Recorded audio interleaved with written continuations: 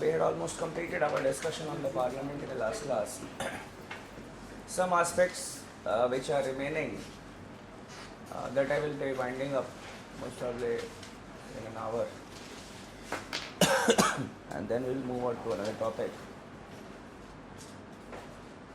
So in the last class when we had stopped, we had discussed the disqualification of the MPs and we had also talked about the anti-defection law.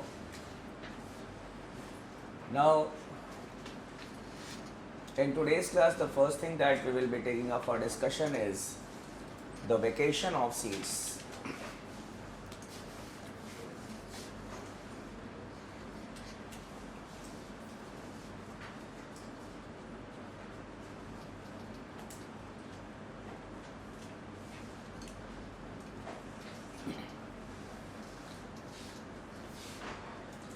Vacation of seats means under what conditions the seat of an MP can be considered as a vacant seat and we will have fresh elections. Article 101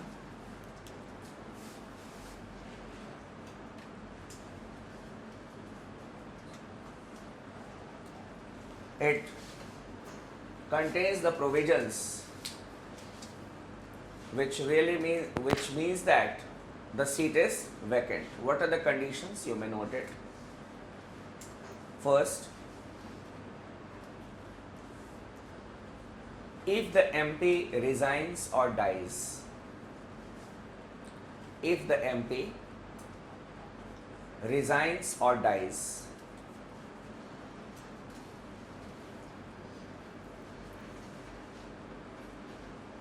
secondly, no person can be a member of two legislatures,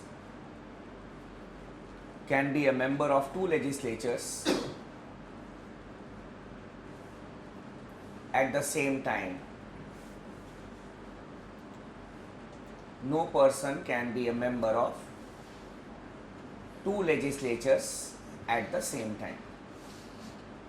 Means a person cannot be a member of the Lok Sabha as well as the Rajya Sabha. He cannot be a member of the Lok Sabha or Rajya Sabha, or we can say any of the state legislatures. So a person can be a member of only one legislature at a time. Next, if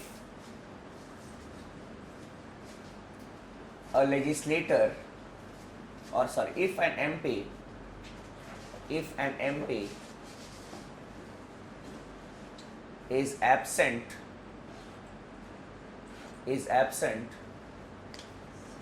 from the house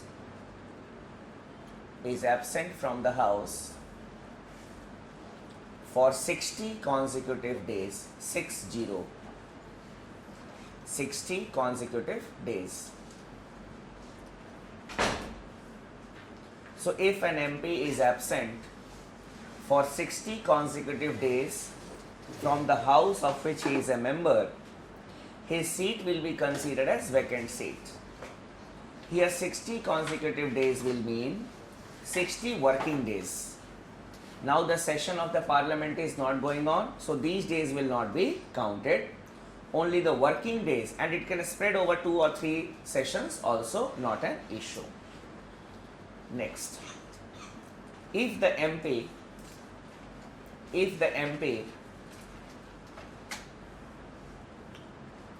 has been disqualified,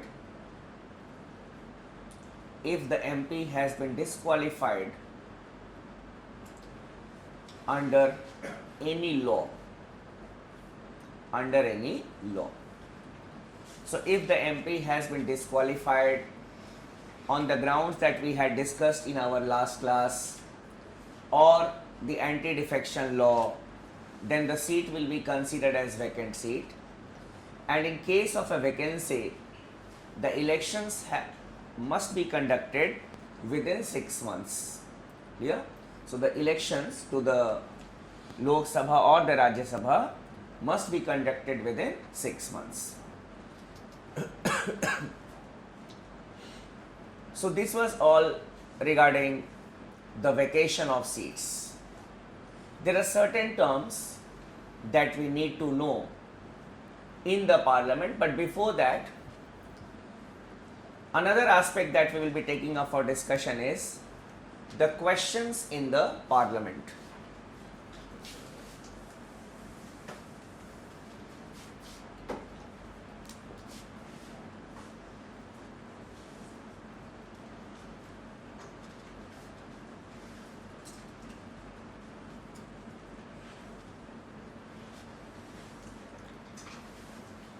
Questions in the parliament.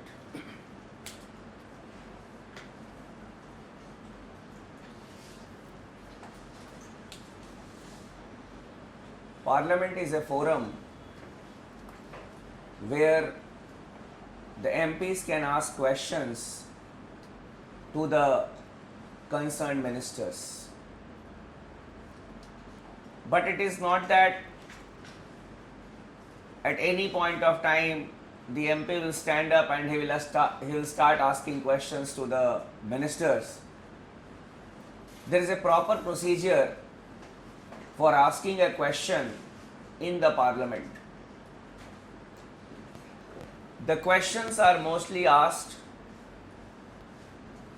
during the question hour.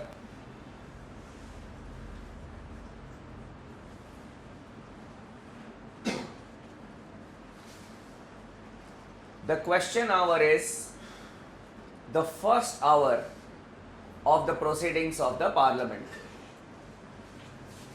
It is from 11 a.m.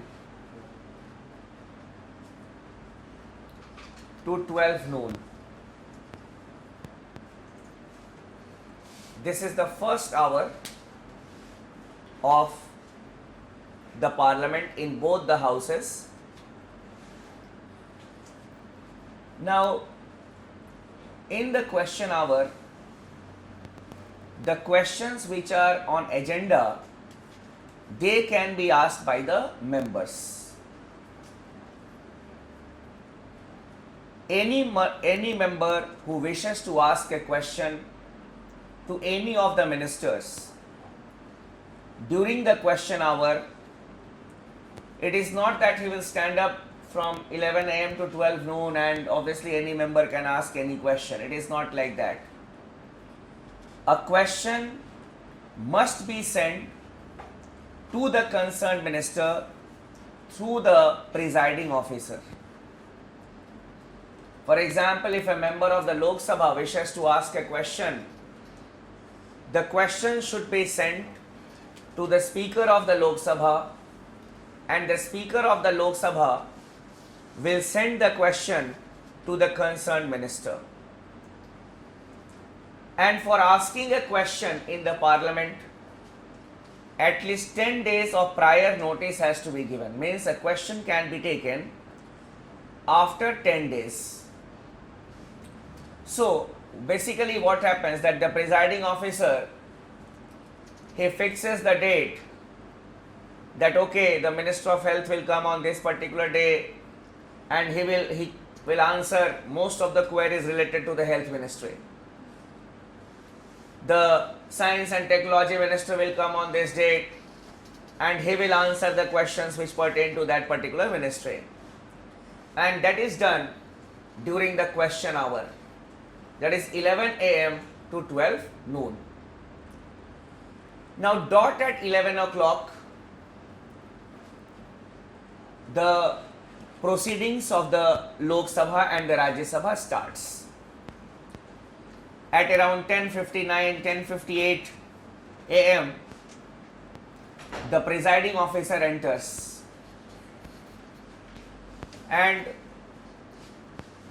if this is the chair of the presiding officer and this is the house, there is a special door behind the chair from which the speaker or the chairman has to enter. Dot at 10:58, 10:59, there is an announcement in Hindi. माननीय सभापति, माननीय सभासदों. And as soon as this announcement is there, every member stands up and the presiding officer enters. After that he greets all the members. By then it is 11 o'clock. Then he says question number 545. The serial number of the question which has to be asked. Question number 545, Mr. X. Mr. X may have sent the question 10 days earlier and the question has to be answered today.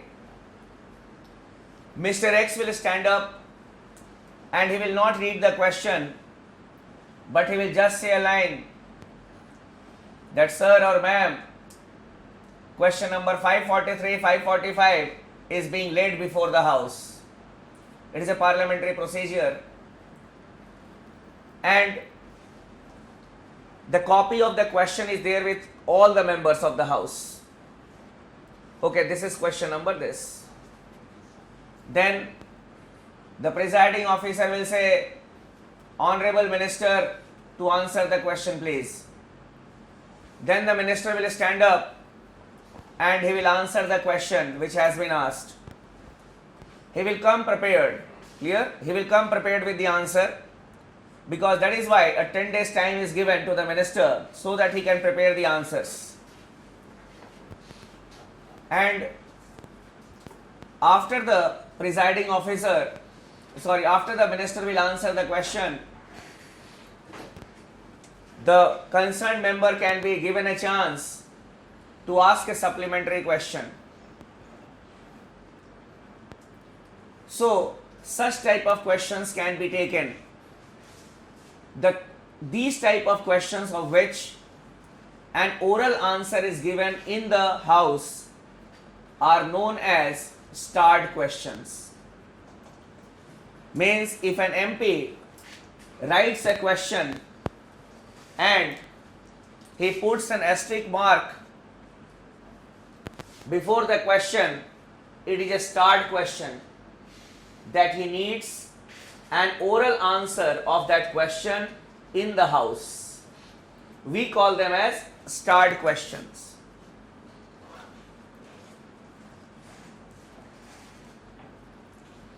If the MP writes a question but the star mark is not there, it means that he needs a written answer to that question, and the answer to the question will be sent to his address.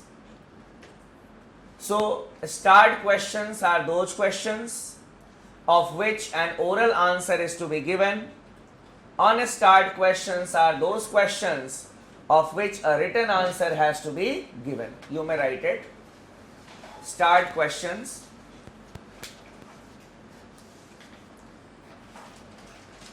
These are those questions of which an oral answer has to be given in the house. Has to be given in the house.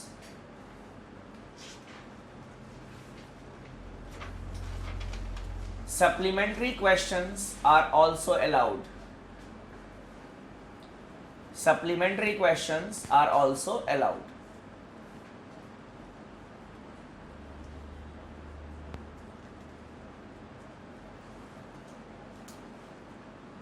Unstarred questions.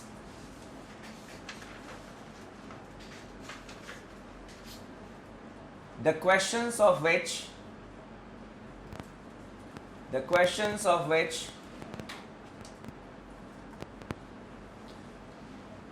a written answer has to be given.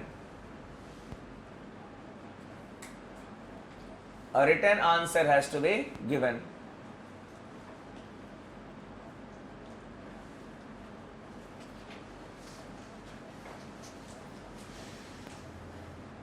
Here no supplementary questions are allowed.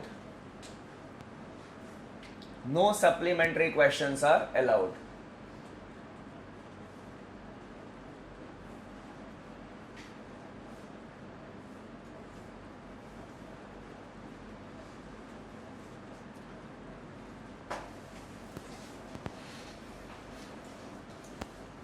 Apart from these two types of questions, a third type of question that can be taken up during the question hour is a short notice question.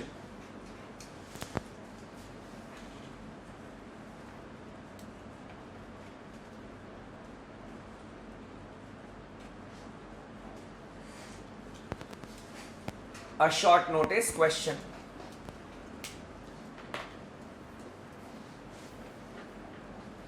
I just told you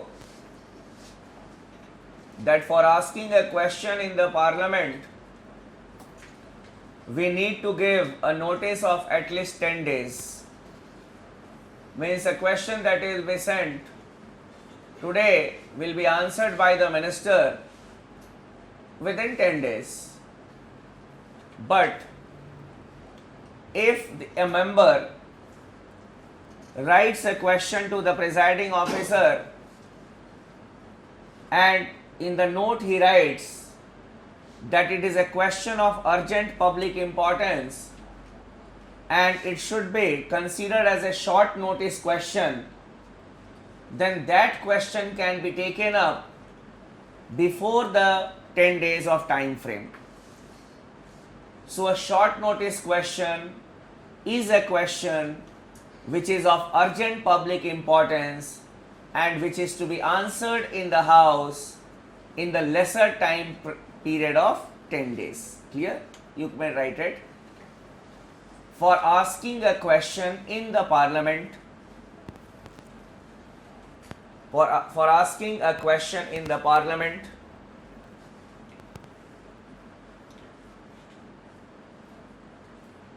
at least 10 days notice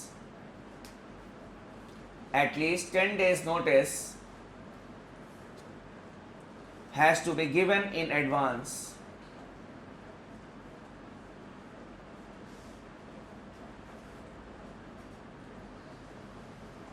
A short notice question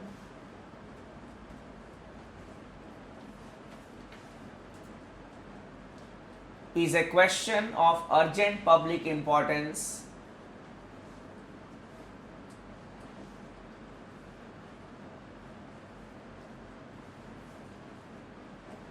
and can be answered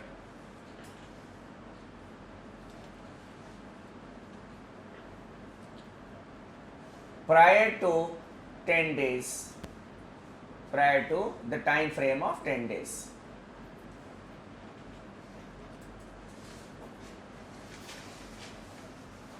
Now, apart from these three types of questions which can be taken up during the question hour, we have another hour where the members can take up any question without any agenda. That is known as 0 hour.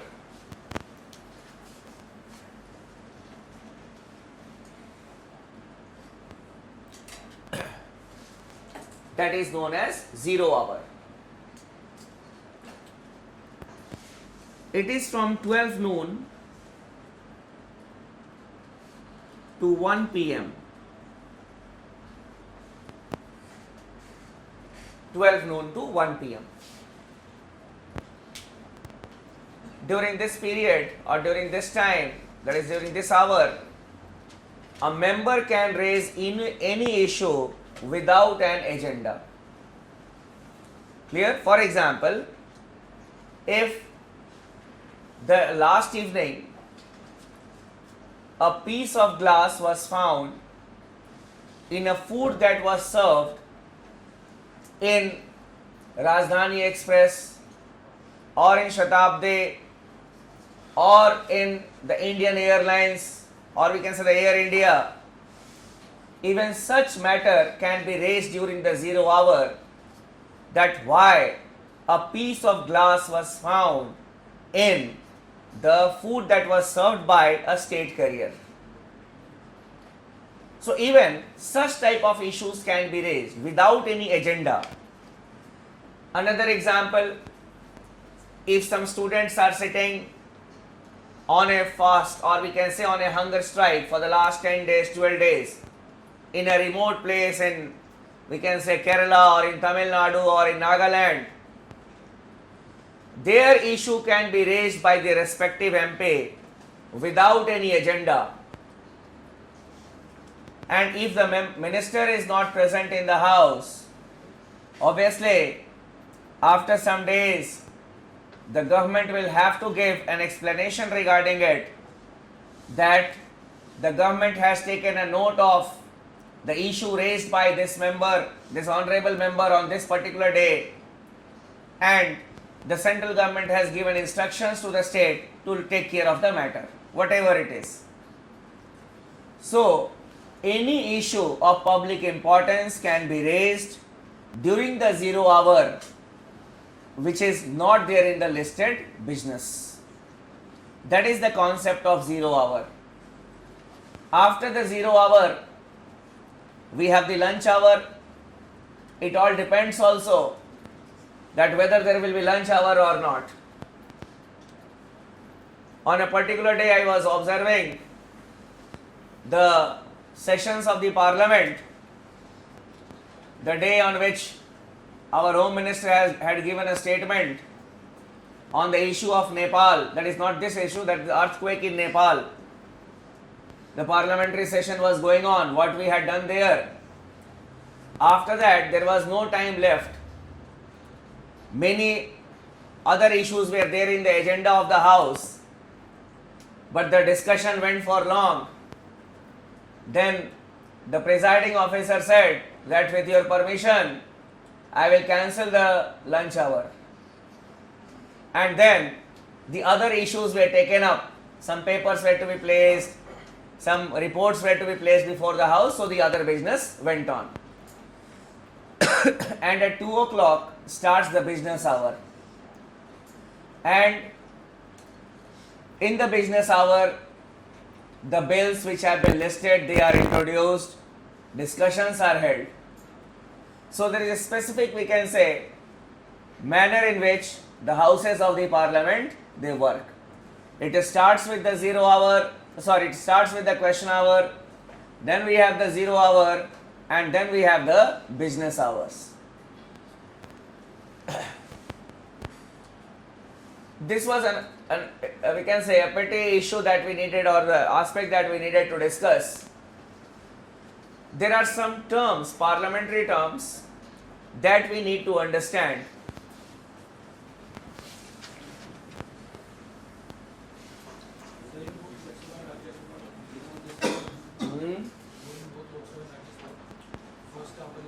First hour is the 0 hour. First hour is the question hour. There is term that we come across. It is the leader of opposition.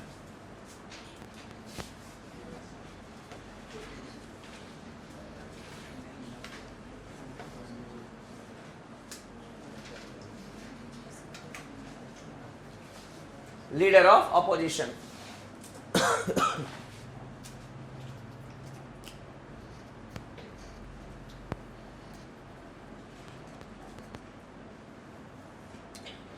In a loose term, we may have heard or read in the newspapers also that the leader of opposition in the Rajya Sabha, the leader of opposition in the Lok Sabha. Basically, here we are not concerned about leader of opposition in the Lok Sabha, leader of opposition in the Rajya Sabha. When we use the word leader of opposition is generally recognized by the speaker only in the Lok Sabha.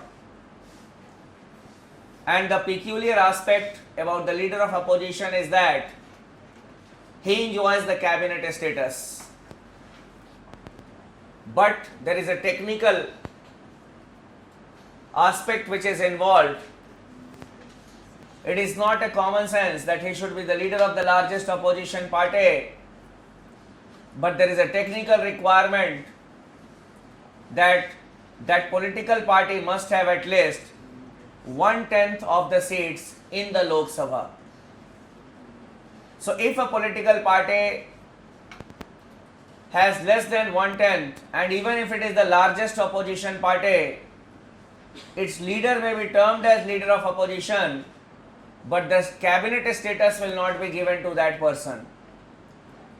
He will not be enjoying the status of a cabinet minister. No doubt he will be termed as a leader of opposition for the sake of leading the discussions. But the cabinet status will not be given to that person. This is the technical aspect. Last year also in 2014, or we can say in this Lok Sabha, there is no leader of opposition. No doubt Mallikarjun Kharge is there. He is known as the leader of opposition, but he is not enjoying the status of a cabinet minister. The same thing had happened earlier also. Way back in 1984, when the Congress had got more than 2/3 of the majority, then the largest opposition party was the Telugu Desam party. But the Telugu Desam party had nearly 38 MPs. So, the leader of Telugu Desam party, P. Upendra, was known as the leader of opposition, but he was not given the status of leader of opposition. There are many search groups of which the leader of opposition is a member. But now they have made amendments in every clause which makes it mandatory for the leader of opposition to be there in that particular group or the committee. It is written oblique, the leader of the largest opposition party in the Lok Sabha, because leader of opposition is a technical term. Clear? Likh lo. The leader of opposition is recognized in the Lok Sabha,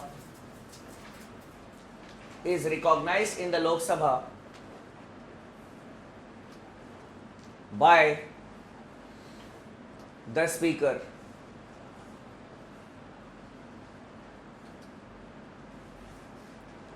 He enjoys cabinet status.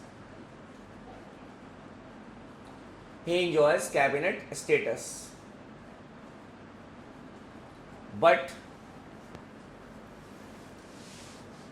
he will be the leader of, he must be the leader of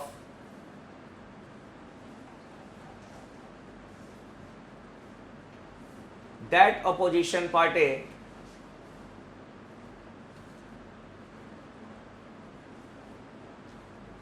which has got at least one tenth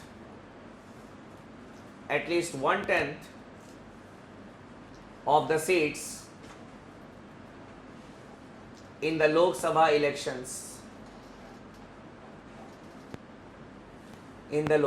elections.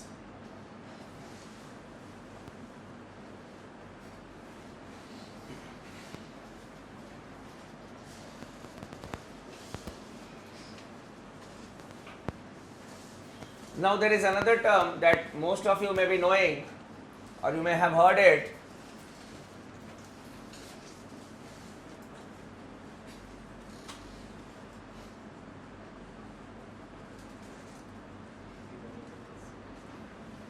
The concept of hung parliament.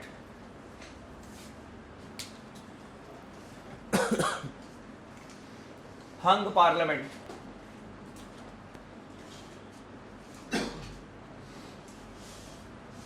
When no political party gets a majority in the Lok Sabha elections, we say that it is a hung parliament. Clear? Likh lo. When no political party gets a majority in the Lok Sabha elections,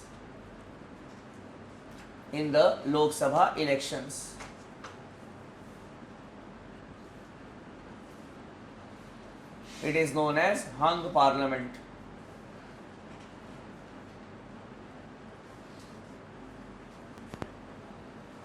Then there is